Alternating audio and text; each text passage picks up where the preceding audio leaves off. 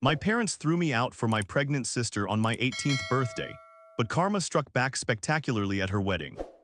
The morning of my 18th birthday started like any other Tuesday in our cramped three-bedroom house. I woke up expecting maybe a small celebration, nothing fancy, just acknowledgement that I'd officially become an adult. Instead, I found my parents sitting at the kitchen table with serious expressions and a stack of my belongings already packed in garbage bags by the door.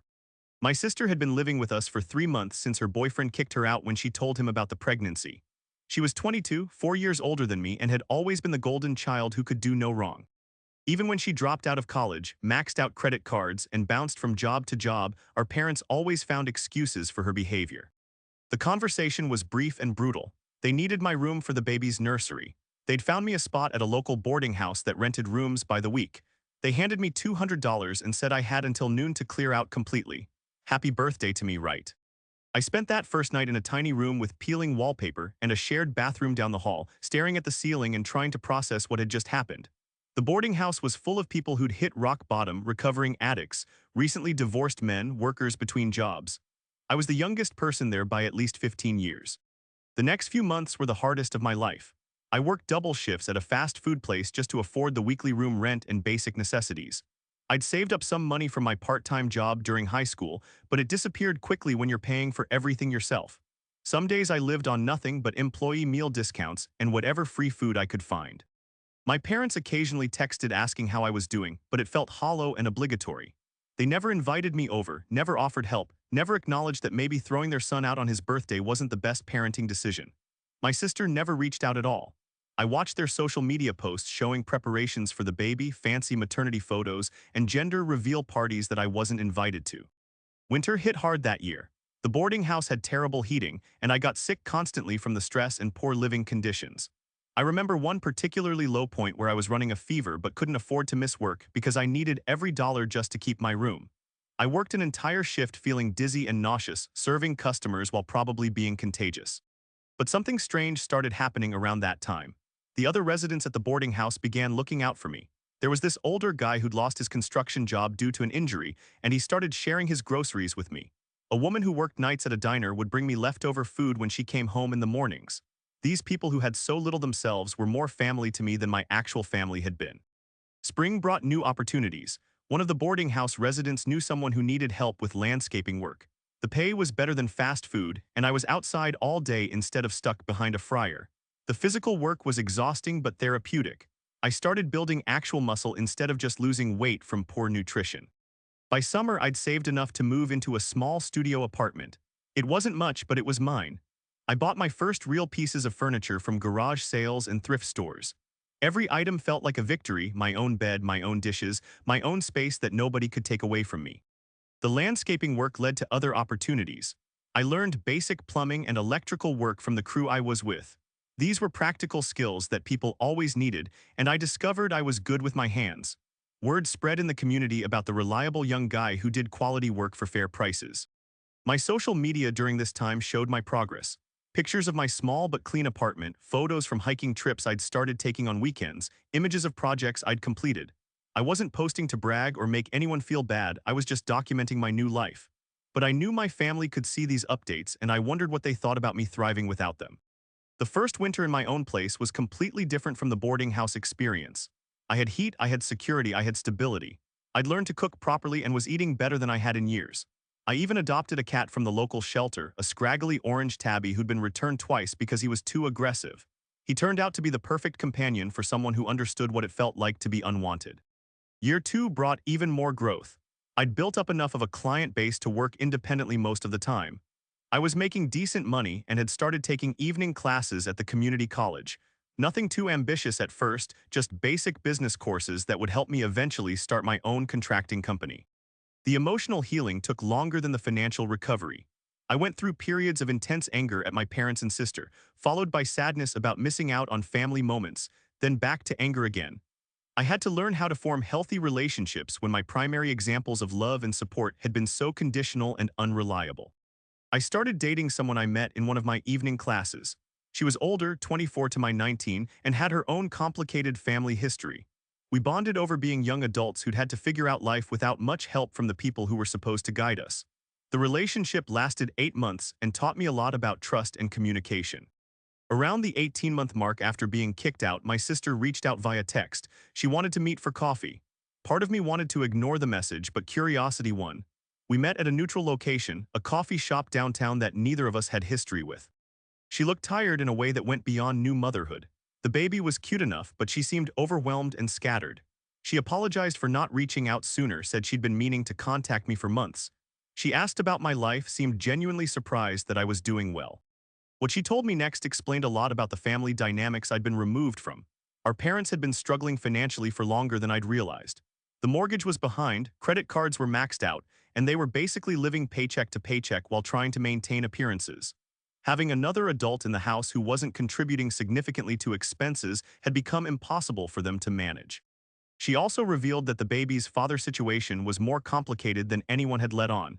He wasn't completely out of the picture, but he was inconsistent with support and had substance abuse problems. She was essentially a single mother trying to navigate parenthood while living with our increasingly stressed parents. I felt a mix of vindication and sympathy hearing all this. Part of me wanted to point out that maybe they should have explained the financial situation instead of just throwing me out, but another part of me recognized that everyone had been dealing with their own crisis. We started meeting monthly after that. Not reconciliation exactly, but establishing some kind of adult relationship separate from our parents. She never asked me for money or help, which I appreciated. We just talked about our lives and slowly rebuilt some connection. The real turning point came during year 3. I'd saved enough money to put a down payment on a small house in a neighborhood that was just starting to gentrify. It needed work, but I had the skills to handle most of the renovations myself. The mortgage payment was actually less than what I'd been paying in rent, and I'd have equity building instead of just throwing money away. Working on that house became my obsession in the best possible way. I spent every free moment fixing, updating, and improving it. I learned advanced electrical work, taught myself tile installation, figured out basic carpentry. Each completed project made the house more valuable and gave me enormous satisfaction. My parents drove by one day while I was working in the front yard. They slowed down, clearly recognizing me, but didn't stop. I wondered what they thought seeing their son, who they'd kicked out, now owning property while they were still struggling with their mortgage. The house renovations caught the attention of neighbors and people in the community. I started getting requests to do similar work on other properties. What had begun as necessity was turning into a legitimate business opportunity. I was becoming known as the guy who could take a rundown place and make it beautiful while staying within budget. By year 4, I'd hired my first employee, just part-time help with the bigger projects, but it felt like a milestone. I was creating jobs instead of just working them. The community college courses had evolved into actual business classes, and I was learning about marketing, accounting, and project management. The emotional distance from my family had settled into something manageable. I wasn't angry anymore, but I also wasn't particularly interested in reconciliation. I'd built a life that worked without them, surrounded myself with people who valued me consistently, and found purpose in work that I was genuinely good at. Then my sister called with news that changed everything. She was getting married, not to the baby's father, but to someone new she'd been dating for about a year, someone stable with a good job who wanted to be a stepfather to her child. The wedding was going to be small but nice, and she wanted me there. I agreed to attend, partly out of curiosity and partly because I'd reached a place where I could handle being around the family without it deriving me emotionally. I bought a nice suit, something I could afford now that I was doing well financially. I was actually looking forward to showing up as the successful, independent person I'd become. The wedding was at a local country club that I knew was expensive to rent. My parents looked older and more stressed than I remembered, but they were clearly trying to put on a good show. They were awkward around me, unsure how to act after years of minimal contact. I was polite but distant. My sister looked genuinely happy, which was nice to see. Her husband seemed like a decent guy, older and more established, clearly ready to take on the responsibility of instant fatherhood. The ceremony was sweet, and I found myself hoping things would work out for them. The reception was where things got interesting. I was seated at a table with some of the groom's family and friends, people I didn't know but who were friendly enough. The conversation naturally turned to what everyone did for work, and I mentioned my contracting business. The groom's brother was immediately interested. He worked in real estate development and was always looking for reliable contractors who could handle residential renovation projects. We exchanged business cards and talked shop for most of the evening. He mentioned several upcoming projects that would be perfect for my skill set and company size. But the real surprise came during the speeches. The groom thanked various people, including my parents, for welcoming him into the family. Then he mentioned how impressed he was by my sister's independence and strength as a single mother, and how he'd learned about family resilience from watching how everyone had supported each other through difficult times. I almost choked on my drink. The narrative had somehow become that our family was close-knit and supportive, that we'd all pulled together during my sister's challenging period. The fact that they'd thrown out their son to make room for her wasn't part of the story being told. After the speeches, my parents approached me. They were clearly uncomfortable but trying to bridge the gap. They asked about my business, complimented the suit I was wearing, made small talk about the wedding. Then my father said something that stopped me cold. He mentioned how proud they were of how well I'd turned out, how responsible and successful I'd become.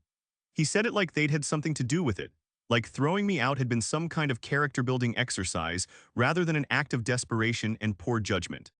I kept my response brief and neutral. I thanked them for the compliment and changed the subject. But inside, I was processing a mix of emotions. Part of me wanted to call out the revisionist history, but another part of me realized it didn't matter anymore. Their opinion of my success was irrelevant to my actual success. The groom's brother followed up the next week with concrete job offers. 3 renovation projects that would keep me busy for the next 6 months and significantly increase my annual income. The networking at my sister's wedding had been more valuable than years of trying to build business relationships through other channels. The irony wasn't lost on me. The family event I'd attended reluctantly, hosted by the people who'd kicked me out, had become the biggest business opportunity I'd had yet. Sometimes life has a sense of humor about these things. The projects went exceptionally well. The groom's brother was connected to other developers and real estate investors. My reputation in that network grew quickly, and soon I was getting referrals for bigger and more profitable jobs. Within 6 months, I'd hired 2 more employees and was considering renting actual office space instead of working out of my home. My sister and I continued our monthly coffee meetings. She never directly acknowledged the family dynamic around my departure, but she did mention how much she admired what I'd built for myself. She said she wished she had my independence and self-reliance. There was something sad about that comment, like she recognized that she'd never learned to stand on her own the way I'd been forced to. The marriage seemed to be going well for her. Her husband was patient with the adjustment period and genuinely caring toward the child. Financially, they were stable in a way our family had never been. But I could see that she was struggling with the transition from being dependent on our parents to being dependent on her husband. She'd never had to figure out how to be truly self-sufficient. Year 5 brought the biggest surprise yet. My parents' house went into foreclosure. The financial problems that had led to them kicking me out had never been resolved, just delayed. They'd been using credit cards and home equity loans to stay afloat, but eventually the debt became unsustainable. My sister called me in tears. They were going to lose the house and she didn't know what to do. Her husband had offered to help, but his resources weren't unlimited, and they had their own mortgage and expenses to manage. She asked if I knew anyone who might be interested in buying the house quickly before it went to foreclosure auction. I drove by the old house that weekend.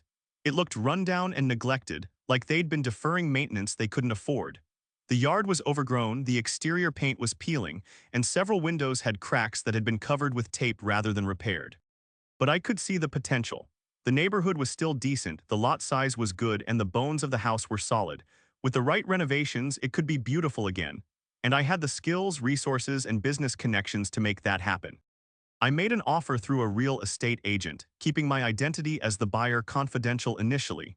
The offer was fair but below market value, reflecting the condition of the property and the urgency of their situation. They accepted within 2 days. The closing was awkward. My parents were clearly struggling with the emotional weight of losing their home, and they didn't know initially that I was the buyer. When the agent revealed my identity at the signing, their faces went through a range of expressions: surprise, embarrassment, something that might have been pride, and definite discomfort. I kept the interaction professional and brief. I explained that I planned to renovate the property and either resell it or rent it out, depending on market conditions. I assured them that their belongings could stay in the house for 30 days while they figured out their next living situation. My father tried to start a conversation about family and forgiveness and second chances, but I politely redirected the focus to the practical matters of the property transfer. This wasn't about reconciliation or revenge. It was a business decision that happened to involve family members. The renovation took 4 months and was one of the most satisfying projects I'd ever undertaken. Every room had memories, both good and bad, but I was able to transform them into something completely new. I updated the kitchen, renovated both bathrooms, refinished the hardwood floors, and painted every surface. The room that had been mine, then was going to be the nursery, became a beautiful guest bedroom with built-in storage and modern lighting. The irony of improving the space I'd been kicked out of wasn't lost on me, but it felt more like closure than revenge. My parents moved into a small apartment across town. My sister helped them with the transition, and her husband assisted with some of the moving expenses. They seemed to be adapting to downsized living, though I'm sure it was a difficult adjustment after decades of homeownership. I decided to keep the house as a rental property rather than selling it immediately. The rental income would provide steady cash flow for my business, and the property value was likely to appreciate over time as the neighborhood continued to improve. Finding tenants was easy. A young family with two small children who were excited about the renovated space and excellent school district. The monthly rent I charged was fair but profitable, and having responsible tenants meant I didn't have to worry about property management issues. My business continued growing. I was now running crews on multiple projects simultaneously and had established relationships with suppliers that gave me better pricing on materials. I'd moved into commercial work as well as residential, renovating small office buildings and retail spaces. The success felt surreal sometimes. 5 years earlier, I'd been living in a boarding house and working fast food just to survive. Now I owned multiple properties, employed 6 people, and was being recognized as one of the emerging contractors in the area. But the most significant change was internal. I'd learned to build relationships based on mutual respect and reliability rather than obligation or guilt. The people in my life were there by choice, and I was confident in my ability to maintain those connections through consistent behavior rather than family ties. My sister's marriage hit some rough patches during year 6. Nothing dramatic, but the adjustment to blended family life was proving more challenging than expected. Her husband was patient, but he was also dealing with the stress of supporting additional people financially while navigating the complexities of step-parenthood. She started relying on me more for emotional support during this time, not for money or practical help, but just for someone to talk through her concerns with. I found myself becoming genuinely invested in her success and happiness, which surprised me. We'd moved beyond the monthly coffee meetings to more regular contact. She'd call when she needed to vent about parenting challenges or marriage adjustments. I'd share updates about business developments or personal relationships. It felt like the adult-sibling relationship we'd never had growing up. The transformation in our dynamic made me reflect on the concept of chosen family versus biological family. The people who'd supported me during my lowest points, the boarding house residents, my employees, clients who'd become friends, had earned their place in my life through actions. My sister was earning her place back through consistent effort and genuine care. My parents remained more peripheral. They were polite when we encountered each other at family gatherings, and they seemed proud of my success, but there was still an underlying awkwardness about the past. They'd never directly apologized for kicking me out, and I'd never directly confronted them about it. The rental house became a symbol of how much had changed. Every month, I received rent payments for the property where I'd once been told I wasn't welcome. The tenants took excellent care of the place and even made small improvements that increased its value. The child who needed my room was now old enough to appreciate having their own space in their stepfather's house. Business opportunities kept expanding.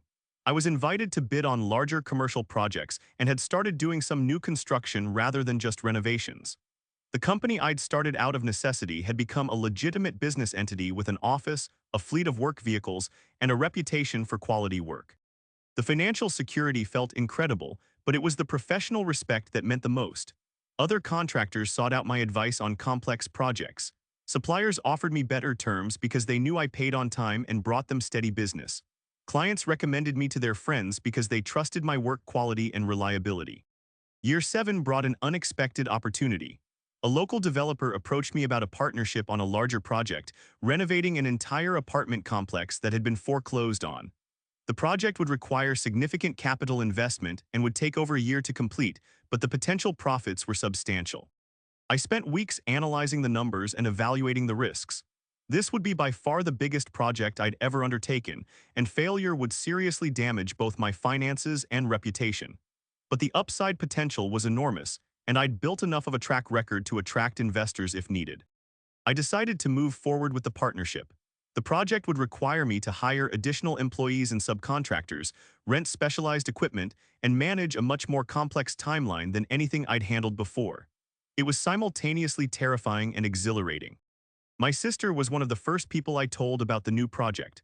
She was genuinely excited for me and asked lots of questions about the timeline and challenges involved. Her enthusiasm meant more to me than I'd expected. Having family members who were actually invested in my success felt like a luxury I'd forgotten was possible. The apartment complex renovation became my obsession for the next 18 months. I was on site every day, coordinating multiple crews, solving problems in real time, and pushing to meet deadlines that seemed impossible. The stress was intense, but it was the kind of pressure that brought out my best work. About halfway through the project, something unexpected happened. My parents showed up at the construction site one afternoon. They'd heard about the project through my sister and wanted to see what I was working on. They walked through the partially renovated buildings with expressions of amazement and what looked like pride. My father, who'd always worked in low-level office jobs, seemed genuinely impressed by the scale and complexity of what I was managing. He asked technical questions about the renovation process and listened carefully to my explanations. For the first time since childhood, I felt like he was seeing me as competent and accomplished. That visit didn't erase the past, but it shifted something in our dynamic. They started asking my sister about my business more regularly. They mentioned my projects to their friends, small gestures but signs that they were beginning to acknowledge what I'd built for myself. The apartment complex project finished on schedule and under budget.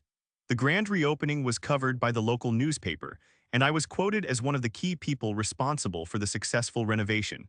Seeing my name in print as a business owner rather than as someone's son felt like another milestone.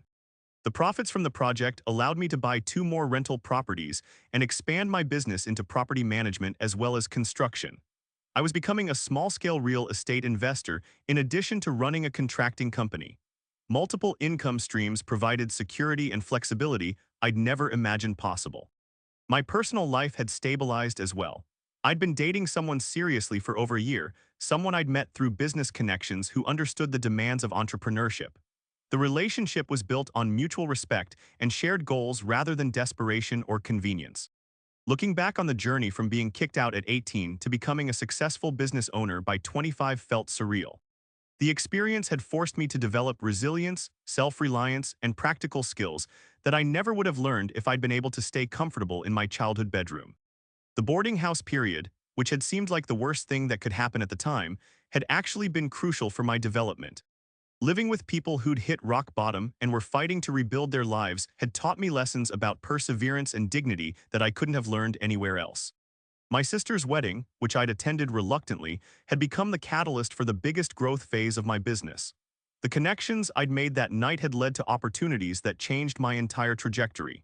Sometimes the events we're least excited about end up being the most significant. The house purchase from my parents had completed a circle in the most unexpected way. What started as their financial crisis had become my real estate investment. The property that had once been the source of family conflict was now generating passive income and building equity for my future. But perhaps the most surprising outcome was the gradual rebuilding of family relationships on completely different terms. My sister and I had developed an adult friendship based on mutual respect rather than childhood dynamics. Even my parents, while still somewhat awkward around me, seemed to finally see me as an independent person rather than just their problematic son. The success hadn't come from following anyone else's plan or accepting help from family members who'd previously failed to support me. It had come from necessity, determination, and the willingness to learn from people who had practical knowledge rather than just good intentions. Every rental property I owned, every employee I hired, every successful project completion was proof that being kicked out hadn't been the disaster it seemed at the time. It had been the push I needed to discover capabilities I didn't know I had and to build a life that was truly mine. The orange tabby cat I'd adopted during my first year of independence was still with me, now fat and spoiled in a house with multiple bedrooms and a big yard. He'd gone from being an unwanted rescue to being the king of a small real estate empire. His transformation mirrored my own in a lot of ways. Standing in my home office, looking at contracts for upcoming projects and property management documents for my rental portfolio, I realized that karma hadn't been about revenge or punishment. It had been about persistence and growth. The people who dismissed my potential had simply missed out on witnessing what I was capable of achieving. The 18-year-old who'd been handed garbage bags and $200 would barely recognize the life I'd built, but every challenge from those early days had contributed to the foundation of who I'd become. Being unwanted had taught me to become invaluable. Being kicked out had taught me to build something that couldn't be taken away. My sister's wedding had been beautiful. But the real celebration was the life I'd constructed from nothing, one day and one decision at a time.